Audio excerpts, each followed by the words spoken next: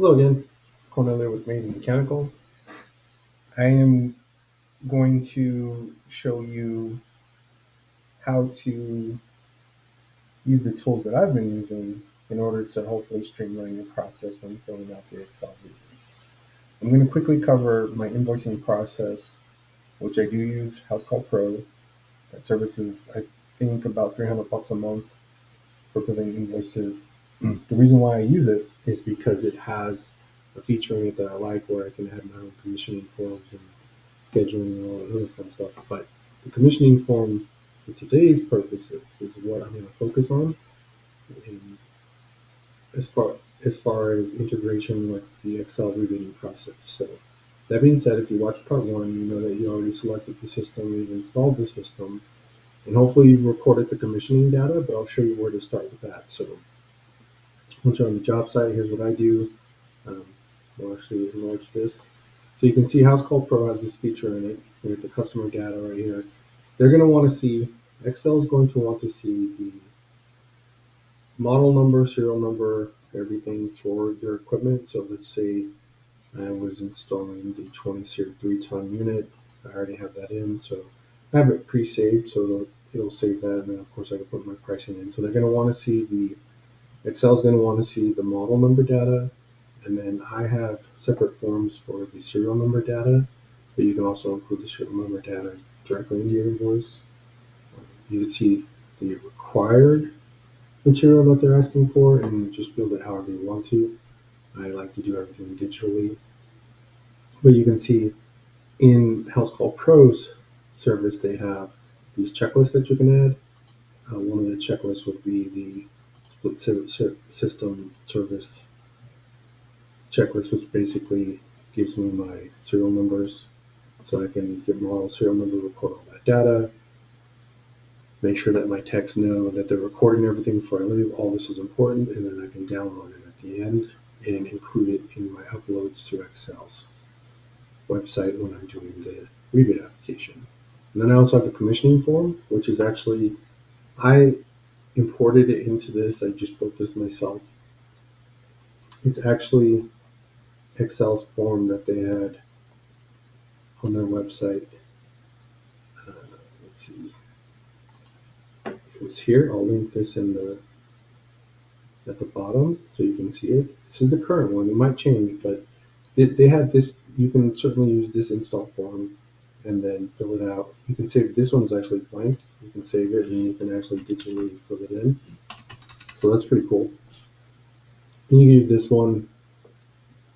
They require all this data, and you can use a separate, like Cool Calc or something, to get your load calculation to get that portion. But I actually just imported into this one, this commissioning form here, because it makes the process super easy as far as having all of my required documents to upload in one place. There are 3 required documents that you need. Well, 2 if you're just getting the rebate for your client, but 3 if you're going to get the rebate and carry it yourself, meaning that you're going to be the one waiting for that check, which is a helpful sales tool. So sometimes you may want to do that. But the commissioning form is required. The Excel alternate rebate recipient form is required, and the invoice is required. I also send the split system checklist that I made with the separate installation data, or as far as model serial numbers and address and stuff like that. And then I also send the AHRI certificate of the equipment that I use. So I send 5 things total, but as far as I know, only 3 of those are required: the invoice, the commissioning form, and the alternate rebate. And I'll show you all of those. But as far as, we'll cover the commissioning form first because that goes right along with your install. You're installing it.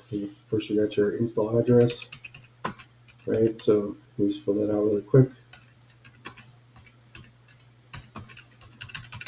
And then you got your city, would be, like looking in Denver, right? Outdoor temperature that day was 95. Name of check was the heat pump guy. Right? And then We installed the Bosch. That's from my earlier tutorial. We were talking about the Bosch 17-inch wide 20-series system evaporator coil and condenser, partnered with a 80% 80K existing furnace that was going to stay, but it did match. So we're installing an inverter. So that's one of the checklist questions. And then the switchover temperature, that varies, but my most recent client, I was talking to them of starting about 40 degrees to see how that works for them, and then we can just keep an eye on it, switch it over. They're going to use a Nest.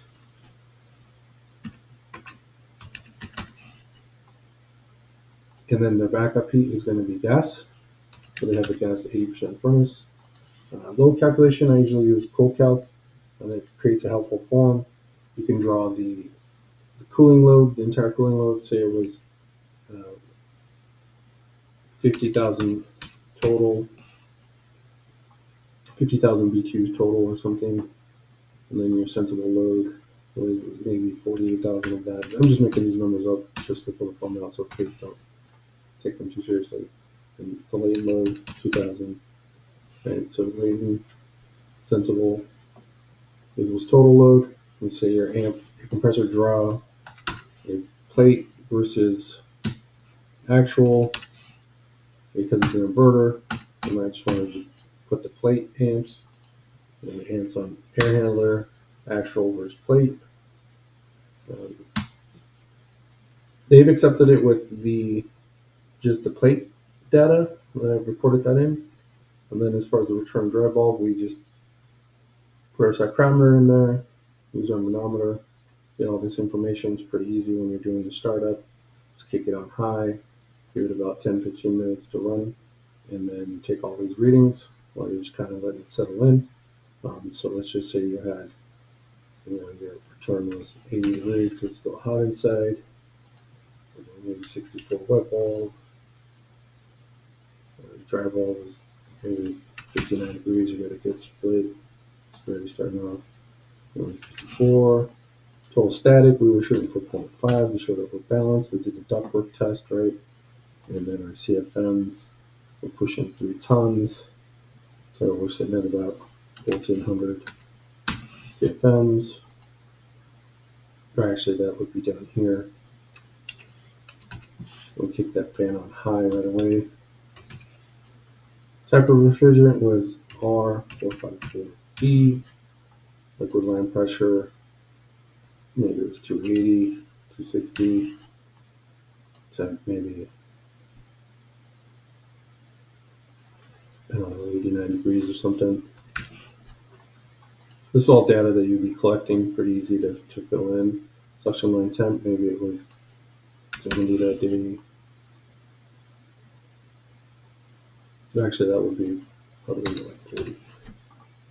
And then the subcool temperature, because we're weighing this in, that's why there's an asterisk by these, because a lot of this data, you can just check this box for this one if it's, because on the Bosch system that we're putting in, this could matter. You could get it to balance out and see this, but then again, if it's not evening out with these numbers, but your split is good and you weighted in correctly, I've been told by Bosch that it's good to go, so just let it go, send it, right? So the line set diameter is what we report in this instance. It was 3/4. Total line set length, let's just say we were at 30 feet. We're pre-charged to 15, so total weight is plus 15 divided by 0.6, which will give us about 8.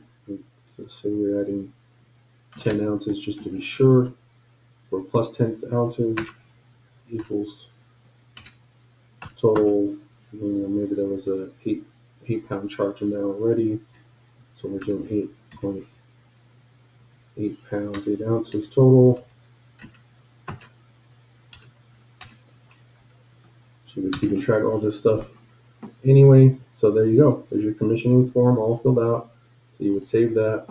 It's saved in there. And then you got your system checklist, model serial number, right? So now I have those 3 forms filled out. I got my invoice, I got the commissioning form, and I got the split system checklist. Install's done. I'm ready to go. Tech might have installer, unless you're the installer, then you're filling this out on the job site. And then when you get a chance, you would come back to your computer at home, perhaps, and then fill out the form. So you know you need the alternative recipient form. So we talked about this one on the left, lower left here. That was that form we just filled out.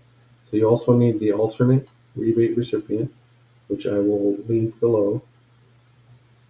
Excel says that you just need the first page filled out. So that's why I call it Excel alternate first page. I don't know if you can see that, but you just need the customer data here, their account,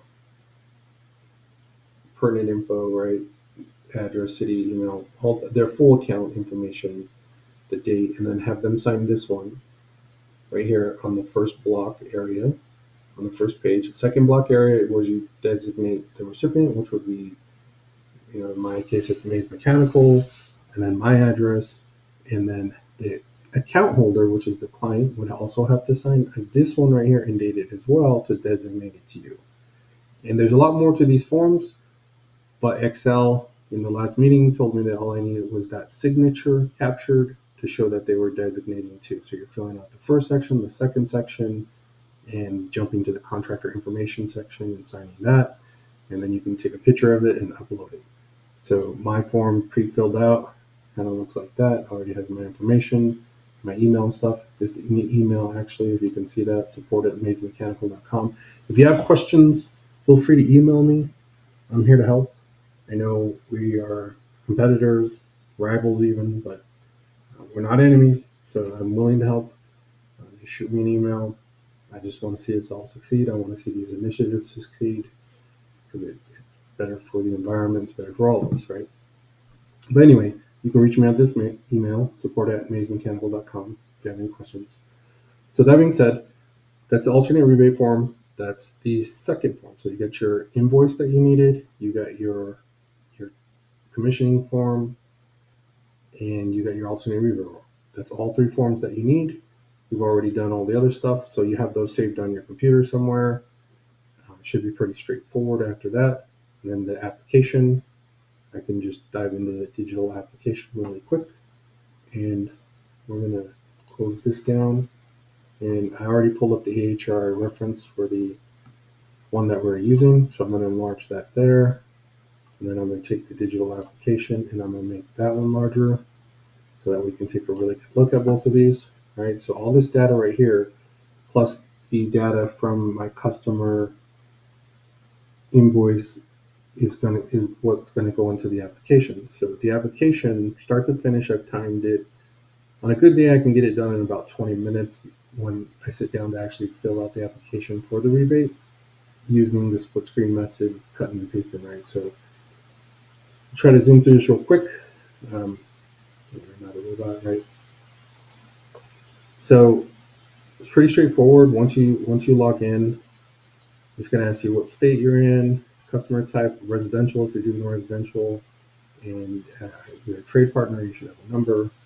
And your heating and cooling products, there's a lot of other products. It's a prescriptive rebate. You're going to put your ID in. I'll blur mine out for purposes, right? And then it brings up your info. There you got your info. It's all good there. You can hit next.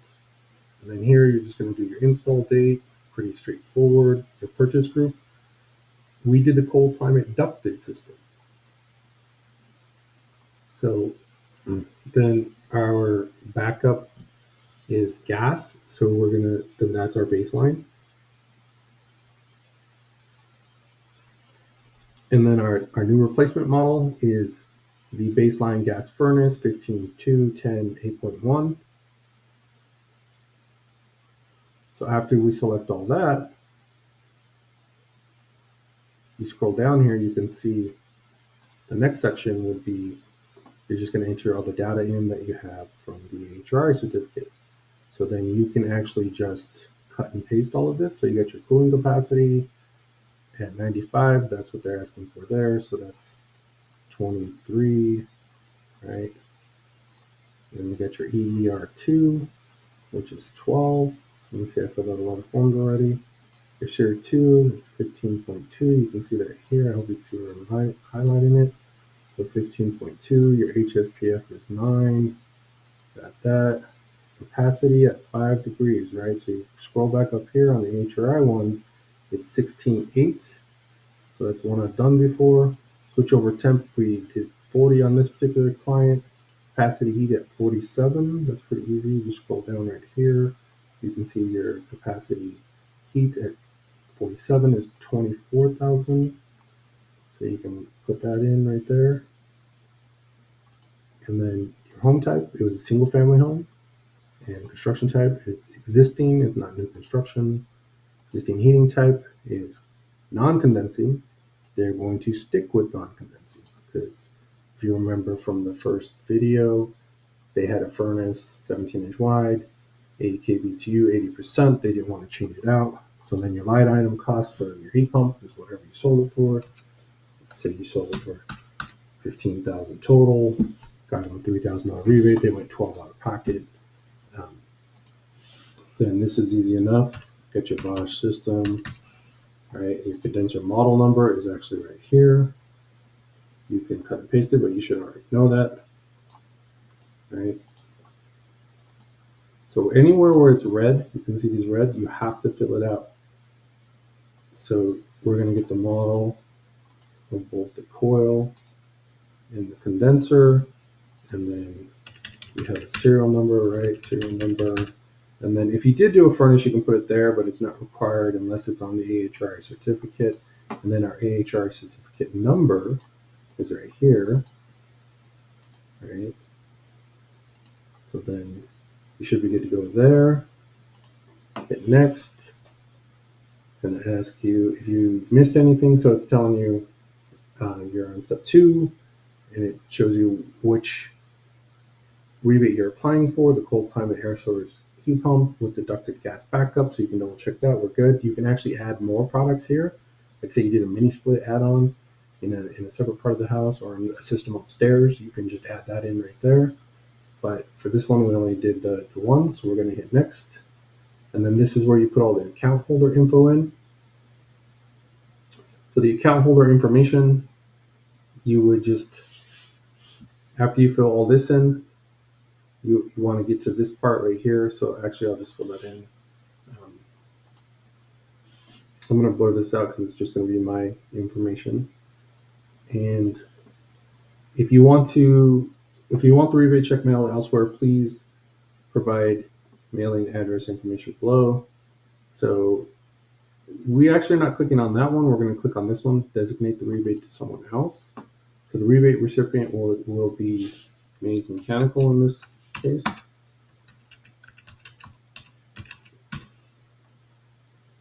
And all the info for where to send that check.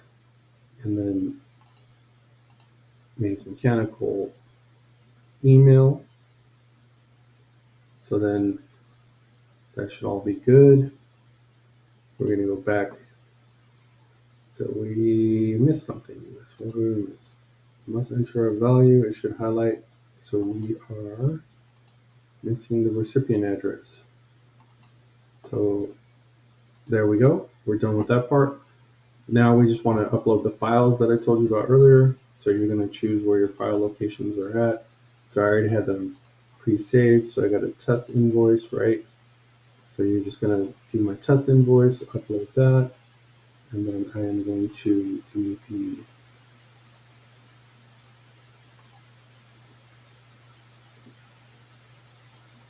Xcel alternate. You got to do that. So you got your invoice, you got your alternate, and then you got your commissioning form. And you should have your model serial numbers on your invoice, or you can do a separate one like I do. But your commissioning form, you may have the generic one, but once you get those 3 items in, you hit next, and there you go. It gives you a summary of everything that you just did, and then it asks you if you want to agree to the terms and conditions. You submit that.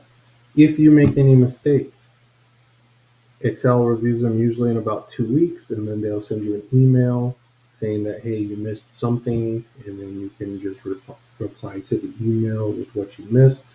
and they'll correct that for you. And then usually it takes about 6 to 8 weeks for the check to actually come to your client or yourself. It's a lot easier if you're filling it out for the client, because then you just click if you're designating it to them, you don't have to upload. You only have to upload the invoice and the commissioning form, and then you're good to go. So Xcel digital application, pretty easy. I have been timing myself. It took me 20 minutes to explain it just now, with lots of getting sidetracked a little and being long-winded, I guess. But I think I have the process down to about 15 minutes after I sit at my computer, do one install a day, submit one form a day, hopefully for a rebate. Install maybe take 1 or 2 days, depending on what you're doing. But if you collect all that data and do the proper commissioning, this part should be super easy. So I hope this helps. If you have any questions, you can reach me at support@mazemechanical.com. My name's Cornelio. You can call me Corn. Feel free to reach out anytime.